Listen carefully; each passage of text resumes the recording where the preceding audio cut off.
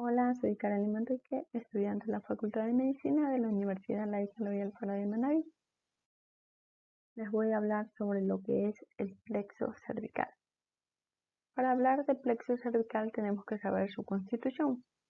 Va a estar constituido por los ramos anteriores de los nervios cervicales C1, C2, C3 y C4, donde estos nervios cervicales van a formar lo que sería asas. El primer asa se forma por lo que sería C1 y C2. La segunda asa se va a formar por el C2 y C3 y la tercera asa se forma por C3 y C4. En su distribución, esta decimos que existen proporción a 3 clases de ramos cutáneos o superficiales, ramos motores o profundos y por último tenemos a los ramos comunicantes. Empezaremos hablando sobre los ramos cutáneos o superficiales, donde estos son 4 ramos.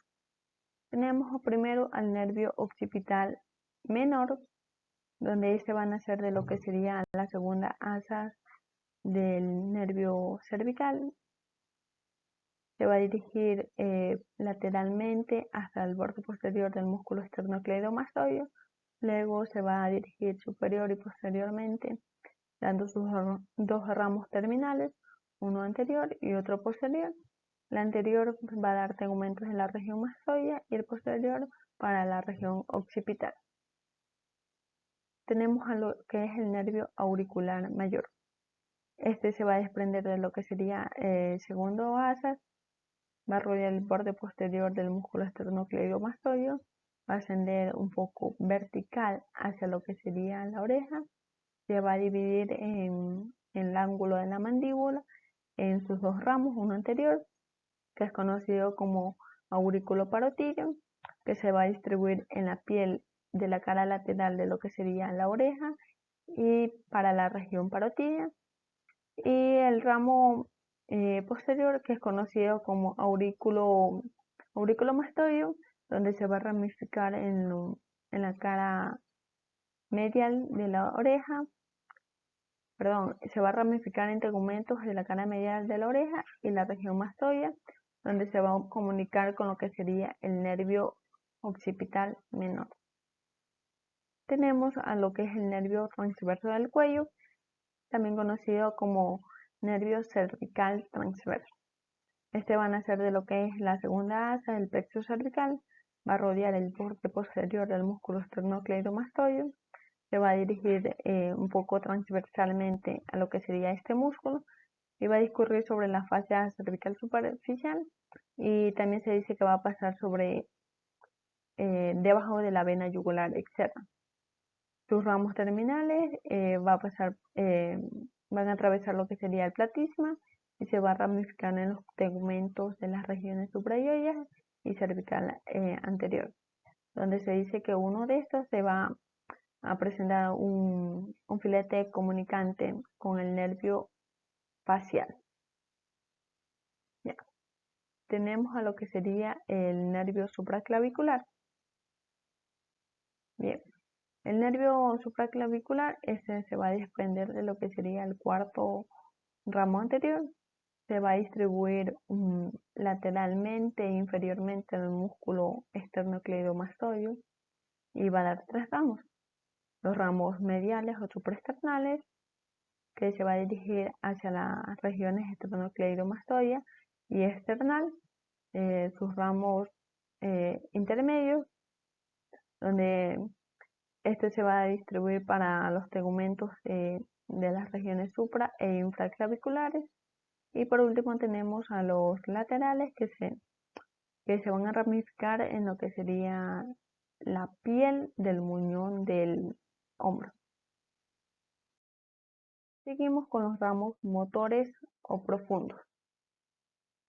En lo que sería los ramos motores o profundos, este va a presentar ramos para el músculo recto anterior de la cabeza, el músculo recto lateral de la cabeza, el músculo largo de la cabeza, el músculo elevador de la escápula, el músculo largo del cuello a los músculos escalenos anterior y medio, y también va a presentar para el músculo romboide y para los intervertebrales, que no los observamos porque los encontramos en la parte posterior.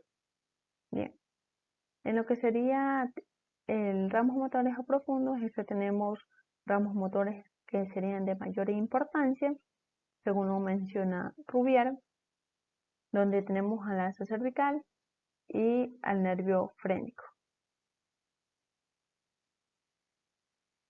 Bien, empezaremos hablando de lo que es el asa cervical. En lo que corresponde al asa cervical, este va a estar formado por la unión de dos raíces, una raíz superior conocida como descendente del hipogloso, que se va a formar por C1 y C2, y tenemos otra raíz inferior que es conocida como descendente cervical, donde esta asa va a inervar a lo que sería a los músculos infrayoides, a excepción de lo que sería al músculo tiroideo, que va a estar inervado por lo que sería el nervio hipogloso, pero según nomenclaturas actuales dicen que se va a estar inervado por un ramo de C1 en sí del asa cervical. El asa cervical va a inervar a los vientres del músculo homoioideo, a los músculos esternocleidoioideos y a los músculos esternotiroideos. Empezaremos hablando sobre lo que es el nervio frénico. El nervio frénico va a nacer de lo que sería C3, C4 y C5. Pero principalmente va a ser de C4, ya que se dice que de C3 y de C5 suelen ser inconstantes, es decir, que suelen estar como no suelen estar. Sus relaciones en el cuello se da a través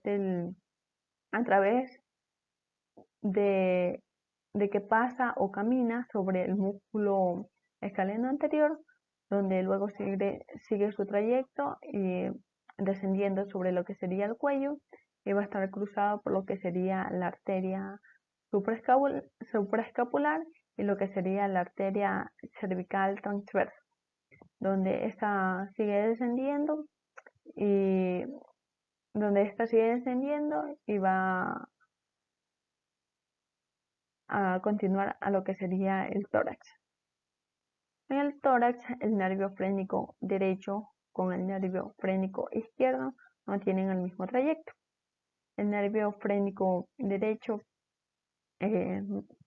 sigue su trayecto inferior y va a estar relacionado con el tronco brachiocefálico, y luego se va a encontrar entre lo que sería la vena cava superior y lo que sería la pleura del pulmón derecho, donde luego va a pasar por el pedículo pulmonar derecho y va a descender hasta lo que sería el diafragma, que es donde termina. Sin embargo, en el nervio frénico izquierdo, este se relaciona con el nervio neumogástrico, también conocido como nervio vago, con el callado de la aorta y con la aorta torácica, donde luego adquiere en su descenso las mismas relaciones que el nervio frénico derecho, para terminar en el diafragma. Tenemos a los ramos comunicantes. En los ramos comunicantes tenemos que se comunica con el tronco parasimpático, donde se da a través de los tres primeros ramos cervicales